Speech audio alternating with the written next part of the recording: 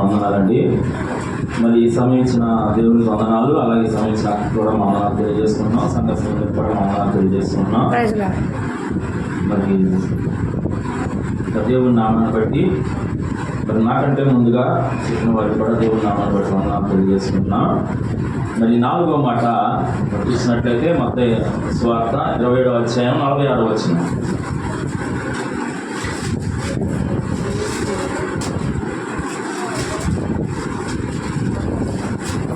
27వ అధ్యాయం 46వ వచనం.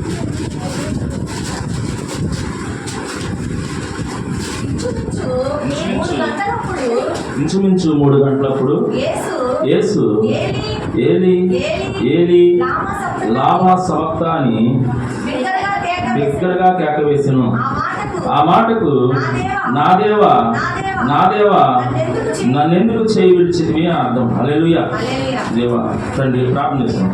పరిశుద్ధుడా, మహోన్నతుడా, మహాగణుడైన తండ్రి, అయా మన తండ్రి నీ సన్నిధానం నిలవబడడానికి ప్రభువా మీకు ఇచ్చిన గొప్ప యోగ్యతను బట్టి మీకు స్తోత్రాలు చెల్లిస్తున్నాం. అయా ఈ 4వ మాట వివరిస్తుండగా నీ కృప మాకు తోడుగా ఉంచండి. మరి మాట నాయన మేము చెప్తున్నప్పుడు మా జీవితంలో కూడా ఇంకనూ అన్వయం చేసుకుంటూ ఇంకనూ రానున్న దినాల్లో నీ కొరకు సాక్షిగా నిలబడి అనేక మందిని నీ వైపు తిప్పేవారిగా అటువంటి సాధనాలుగా మమ్మల్ని నిలబెట్టి నడిపింపచేయమని యేసయ్య నామములో దీనంగా వేడుకొంచున్నాం మా పరమ తండ్రి. ఆమేన్. హల్లెలూయా హల్లెలూయా.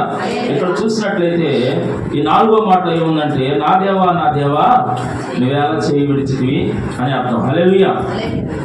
ముందుగా చూసినట్లయితే ఏలీ ఏలీ లామా సబక్తా అని బిగ్గరగా కేక వేసెను.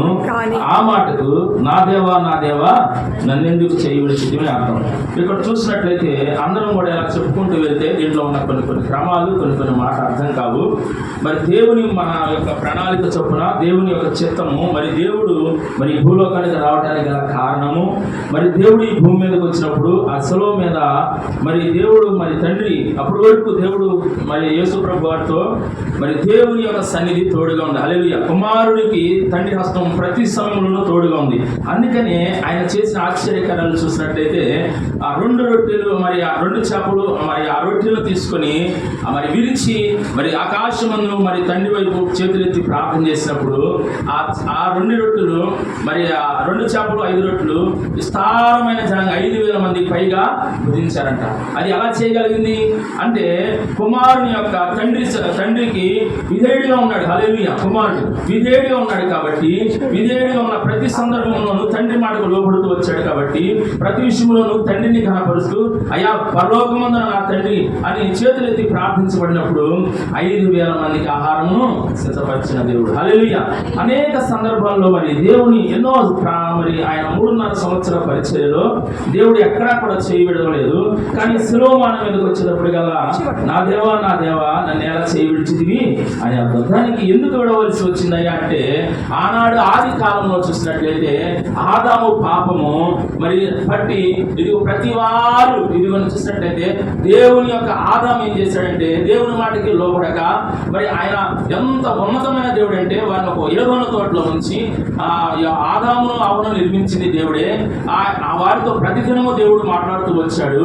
ప్రతిదినము దేవుడితో సహవాసం కలిగిన ఆ యొక్క ఆదాము ఏం చేశారంటే ఆ యొక్క ఎప్పుడైతే ఆ యోధాన తోటలో ఉన్న మంచి చెట్టు తెలుగునిచ్చు పండును రమ్యమైన పండు అది ఎవరైనా తినకూడదని దేవుడు ఆజ్ఞాపిస్తే మరి ఆ పండును తిని అవిధేయత పాలయ్యి దేవుడి మాటకు విధేయుడైన దాన్ని బట్టి ఆ మొదటి ఆదాము చేసిన పాపమును బట్టి ఈ భూలోకమునందరికీ ప్రతి మానవాళికి పాపమును అలాగే నేను మరణము సంభవించిందని వాక్యం సెలవిస్తుంది. ఎందుకు మరణం వచ్చింది?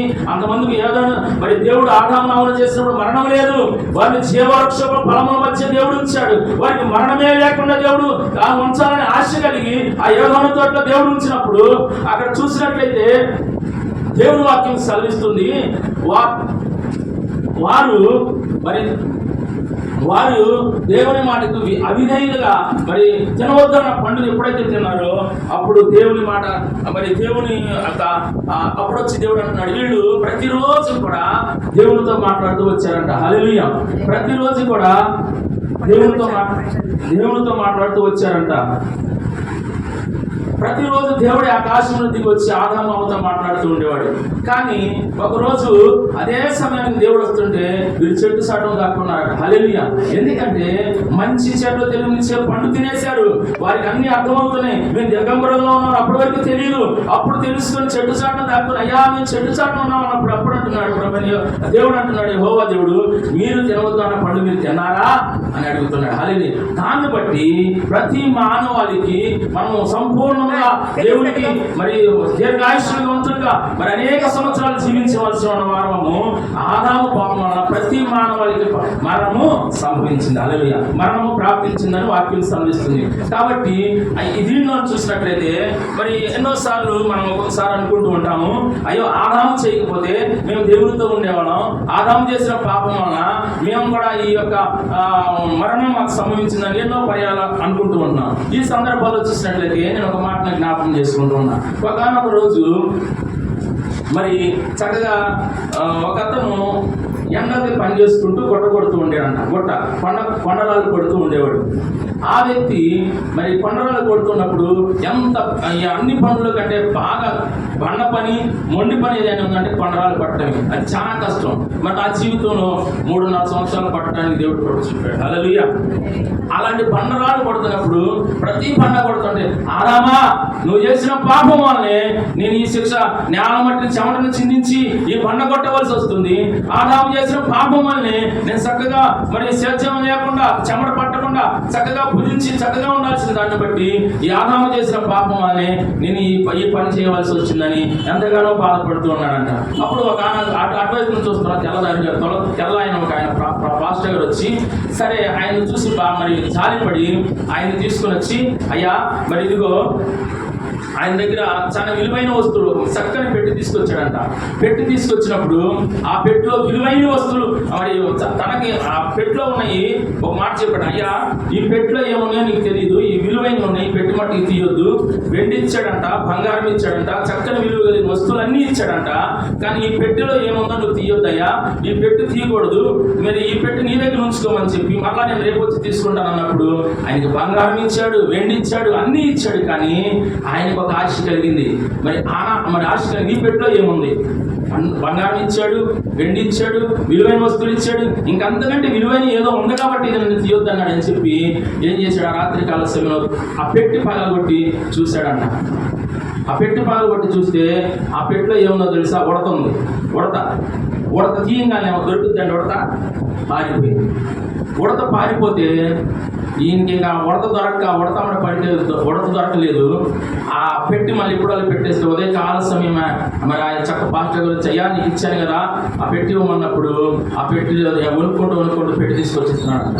ఆ పెట్టి చూసినప్పుడు అందులో ఏముంది? పుట్టి పెట్టే ఉంది. దీనికి గల కారణం ఏంటంటే దేవుడు మనకి అన్ని అవకాశాలు ఇచ్చాడు. అన్ని ప్రతి ఇక్కడ చూసినట్టు యెషయా గ్రంథంలో చూసినట్లయితే 59వ వచనం 1, 2, 3 వచనాల్లో ఒకసారి చదివి సహకరించండి. ఈ మాటలు చెప్తేనే మనకి ఈ మాటలు అర్థాలు అర్థమవుతాయి. 59, 1, 2, 3 వచనాలు. రక్షింపక నేరకున్నట్లు యెహోవా హస్తము కొరచా కాలేదు, విననేరకున్నట్లు ఆయన చెవులు బంధము కాలేదు. మీ దోషములు మీకును దేవునికి అడ్డముగా వచ్చును. హల్లెలూయా. ఇక్కడ ఏమొచ్చినాయి? మనకిను దేవునికి పాపములు, దోషాలు, మన పాపాలు అడ్డుగా వచ్చి ఆయన మన మొర ఆలకించట్లేదంట. అందుకని మనము పాపము చేస్తూ మరి అవిధేయత ఆనాడు నుంచి ఇప్పటి వరకు కూడా అనేక పర్యాయాలు దేవుడి మాటకు లోబడిన వారిగానే ఇంకా దేవుడి మాట విన్నవారిగా ఉన్న దాన్ని బట్టి దేవుడు మరి తన స్వరూపమునందు తన కుమారుణ్ణి ఈ భూలోకమును పంపించి ప్రతి మానవాళి పాపము శిలోమాల మీద కొట్టివేయడానికే ఆయన ఈ భూలోకానికి దిగి వచ్చి 3.5 సంవత్సరాల సేవా పరిచర్యలో దేవుని యొక్క ప్రేమ ఉన్నతమున దేవుని యొక్క ఔన్నత్యాన్ని ఆయన ఏదైతే దేవునికి మరి యొక్క విధేయుడిగా ఎంత విధేయుడిగా ఉన్నాడంటే ప్రతి మాటలను దేవునికి లోబడి ఉన్నాడు. హల్లెలూయా. ప్రతి మాటలోనూ తండ్రికి విధేయత చూపించాడు, ప్రతి మాటలోనూ దేవునికి లోపడ్డాడు. అప్పుడు అంటున్నాడు, నా దేవా నా దేవా నన్ను ఎలా చెయ్యి విడిచితివి. ఎందుకు విడవలసి వచ్చిందంటే ప్రతి మానవాళి పాప భారం శిలువ మీద ఆయన భరించాడు. హల్లెలూయా. ప్రతి మానవాళి పాపము శిలువ భారం మీద ఆయన భరించాడు కాబట్టి అందుకని వాక్యం సెలవిస్తుంది, ఆయన మనుషులకే కాదు తనని ప్రేమించిన ప్రతి కుమారునికి ఎవరి దగ్గర అయితే పాపం ఉండదో, ఎవరి దగ్గర అయితే మరి దేవుడికి అయిష్టమైన కార్యాలు ఉంటాయో వారి దేవుడు లక్ష్య పెట్టాడు. హల్లెలూయా. అందుకని అప్పటి వరకు కుమారునితో ప్రతి సందర్భంలోనూ తండ్రి హస్తము తోడుగా ఉంది. ఎప్పుడైతే శిలోమాను మీద మరి ఇదిగో ఉన్నప్పుడు ఆ మానవ శిలోమాను పాపముకు గుర్తు ప్రతి మానవాళి పాపము ఆయన భుజముల మీద వేసుకుని ఉన్నాడు. అందుకని ప్రతి మానవాళి పాపము కొరకు అయ్యా వదిలించబడిన గొర్రె పిల్లవలే మౌనిగా ఉన్నాడని వాక్యం సెలవిస్తుంది. గొర్రె పిల్లవలే మరి ఆయన పాపములు ఆయన భుజముల మీద వేసుకొని మన పాపముల నిమిత్తమై ఆయన వచ్చి ఉన్నాడు కాబట్టి ఆయన మరణించి సెలవులో తిరిగి లెగిస్తేనే మనకు ఆ పాపము నుంచి ప్రాయశ్చిత్తం కలుగుతాము, తండ్రికి దేవుడికి మనకు సమాధానం కలుగుతుంది. అప్పటి వరకు అనేక మంది ఆ తరము వారందరూ కూడా దేవుడికి మొరపెడుతూనే ఉన్నారు, గోవలో పొటేళ్లు మరియు అనేక ఫలిస్తూనే ఉన్నారు. కానీ ఎక్కడా కూడా దేవుడు సంతోషించట్లేదు. ఫలిస్తున్నారు, పాపం చేస్తున్నారు, ఫలిస్తున్నారు, దేవునికి అవిధేయత చూపిస్తున్నారు. ఇశ్రాయేలు ప్రజల పట్ల దేవుడు చేసిన ఆశ్చర్యమైన కార్యాలు, వారి ఎర్ర సముద్రంలో పాయలు చేశాడు, 6 నెలల నేల మీద దేవుడు నడిపించాడు. వారి తినడానికి దేవదూతలు తిని మన్నాను కురిపించాడు. వారికి ఏది కావాలో అరణ్యంలో బండ నుంచి